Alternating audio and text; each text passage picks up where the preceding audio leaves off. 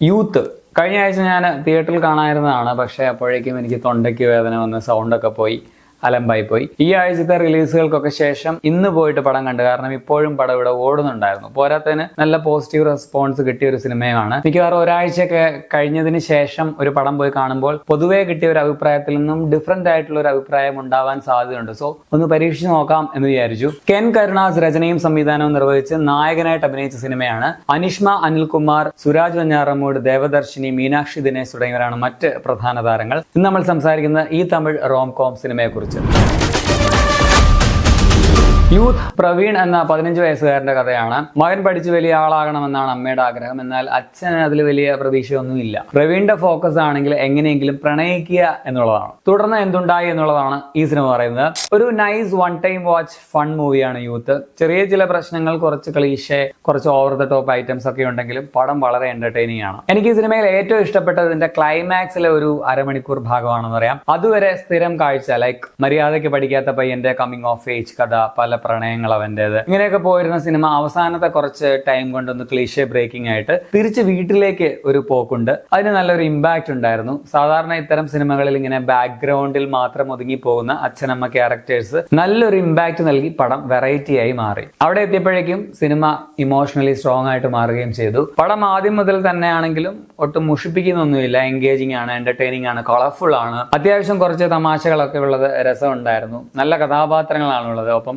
Focused ആയിട്ടുള്ള ഒരു തിരക്കഥയും ഒക്കെയും ഇതിന്റെ പോസിറ്റീവാണ്. കൂടാതെ നല്ല പെർഫെക്റ്റ് കാസ്റ്റിംഗുമാണ് പടത്തിൻ്റെത്. നായകൻ പ്രവീണായിട്ട് കെൻ നൈസ് ആയിരുന്നു. ആ ക്യാരക്ടറിന്റെ ഒരു കുസൃതി തരങ്ങൾ, നോ പറയാൻ പറ്റാത്തതിന്റെ കാരണങ്ങൾ പറയുന്നത്, അമ്മയുമായിട്ടുള്ള പോർഷൻസ്, അച്ഛനുമായിട്ടുള്ള പോർഷൻസ്, ക്ലൈമാക്സിൽ അനിഷ്മയോടുള്ള സംസാരം എല്ലാം നൈസായിട്ട് ചെയ്തിട്ടുണ്ട്. നല്ലതായിട്ട് ഡാൻസും ചെയ്യുന്നുണ്ട്. കോമഡി ടൈമിങ്ങും കൊള്ളാം. കെന്നിനൊപ്പം തന്നെ സുരാജും ദേവദർശിനിയും കിടുവായിരുന്നു. ഒരേ സമയം ഫണ്ണി ആയിട്ട് പോകുന്നതും കൗണ്ടറുകൾ അടിക്കുന്നതും അച്ഛനേക്കാൾ ഉപരി ചില ചേട്ടന്മാരെ പോലെ പാര പണിയുന്നതും ഒക്കെ ആയിട്ട് സുരാജിന്റെ ക്യാരക്ടർ വളരെ രസകരമായിട്ട് തന്നെ പുള്ളി ചെയ്തിട്ടുണ്ട്. ക്ലൈമാക്സിൽ എത്തിയപ്പോൾ ഓവർ മെലോഡ്രാമ ഇല്ലാതെ ഇമോഷണൽ ആയിട്ട് സംസാരിച്ചതും സുരാജിന്റെ ആ ഒരു പെർഫോമൻസിന്റെ മാജികയാണെന്ന് പറയാം. പണ്ട് ശരണ്യ പൊൻവണ്ണനൊക്കെ ചെയ്തുകൊണ്ടിരുന്ന ടെംപ്ലേറ്റ് അമ്മ കഥാപാത്രമാണ് ദേവദർശിനിക്ക്. പക്ഷേ തുടക്കത്തിലെയും അവസാനത്തിലെയും ആ ക്യാരക്ടറിന്റെ ഒരു ചേഞ്ച് ഒക്കെ നല്ല കിടുവായിട്ട് തന്നെ ചെയ്തിട്ടുണ്ട്. ഇമോഷണൽ പോർഷൻസ് നൈസ് ആയിരുന്നു. ഇവർ ഈ അച്ഛൻ, അമ്മ, മകൻ തമ്മിലുള്ള ബന്ധവും കെമിസ്ട്രിയും നൈസാണ്, ബ്യൂട്ടിഫുൾ ആണെന്ന് പറയാം. നായികമാരിൽ അനിഷ്മയാണ് നന്നായിട്ട് തോന്നിയത്. ഒരു പഠിപ്പിസ്റ്റ് ആയിട്ട് ആ ഒരു +2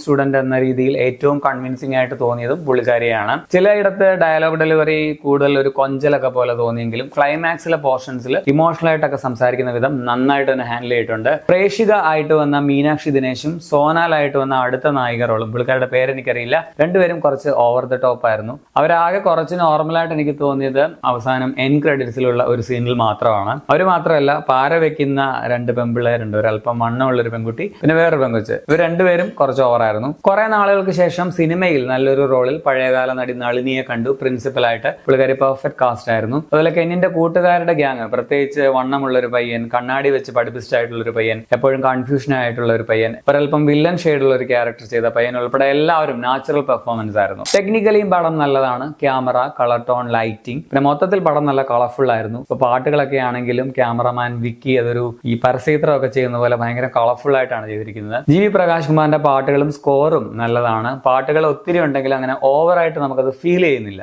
ഇത്തരത്തിലുള്ള മിക്ക സിനിമകളിലെയും പോലെ ഇതിലും കുറെ ക്ലീഷകളും സംഭവങ്ങളും ഒക്കെ ഉണ്ട്. അച്ഛനും മകനും തമ്മിൽ ചേരായി വരിക, അമ്മപ്പാസം, പെണ്ണ് കിട്ടാത്തവന് പെണ്ണ് കിട്ടിയപ്പോഴുള്ള പ്രോബ്ലംസ്, പഠിക്കാതെ അലമ്പനായിട്ട് നടന്ന കുട്ടി പെട്ടെന്ന് പഠിച്ച് പാസ്സാകുന്നു, അങ്ങനെയുള്ള കുറെ സംഭവങ്ങൾ. പിന്നെ ഞാൻ പറഞ്ഞ പോലെ ഇടയ്ക്ക് ആദ്യത്തെ നായിക, രണ്ടാമത്തെ നായിക, മറ്റ് 2 പെണ്ണുങ്ങൾ, ഇവരെല്ലാരും കൂടി കുറച്ച് ഓവർ ആയിരുന്നു. അവിടെ അല്പം ക്രിഞ്ചും അടിച്ചു. വേറെയും ചില ഭാഗങ്ങളിൽ ക്രിഞ്ചിന് അടുത്ത് വരെ വന്നിട്ട് ചില നൈസ് സംഭവങ്ങളൊക്കെ കൊണ്ടത് ഒഴിവായി പോയിട്ടുണ്ട്. പിന്നെ ഇതിലെ 3ാമത്തെ പ്രണയം പെട്ടെന്നുണ്ടായത് അത്രയ്ക്ക് അങ്ങോട്ട് കൺവിൻസിംഗ് ആയിട്ട് ഫീൽ ചെയ്തില്ല. മൊത്തത്തിൽ നമുക്കറിയാവുന്ന ഒരു കമ്മിങ് ഓഫ് ഏജ് സ്റ്റോറി ആണെങ്കിലും ക്ലീഷേ ബ്രേക്കിംഗ് ആയിട്ടുള്ള മനോഹരമായിട്ടുള്ള ഒരു ക്ലൈമാക്സ് കൊണ്ട് പടം വേറിട്ട് നിൽക്കുന്നുണ്ട്. സോ യൂത്ത് എന്ന സിനിമ എനിക്ക് പേഴ്സണലി വർക്കായി. ചിലർ ഇത് ഡ്രാഗൺ സിനിമ പോലെ എന്നൊക്കെ പറയുന്നത് കേട്ടു. എനിക്ക് ഡ്രാഗണിനേക്കാൾ ബെറ്റർ ആയിട്ടാണ് തോന്നിയത്. എന്റെ പേഴ്സണൽ അഭിപ്രായം മാത്രമാണത്. അതുപോലെ തന്നെ ഈ ക്യാമ്പസ് പടമാണെന്ന് പറഞ്ഞ് ഇന്നലെ മലയാളത്തിൽ ഒരു തട്ടിക്കൂട്ട് പടം വന്നിരുന്നു. അതിന്റെ അണിയറക്കാരൊക്കെ ഈ സിനിമയൊക്കെ ഒന്ന് പോയി കണ്ടാൽ നന്നായിരുന്നു. പടം നിങ്ങൾക്ക് ഇപ്പോൾ തിയേറ്ററുകളിൽ കാണാം. 2 മണിക്കൂർ 22 മിനിറ്റ് എങ്ങാണ്ടാണ്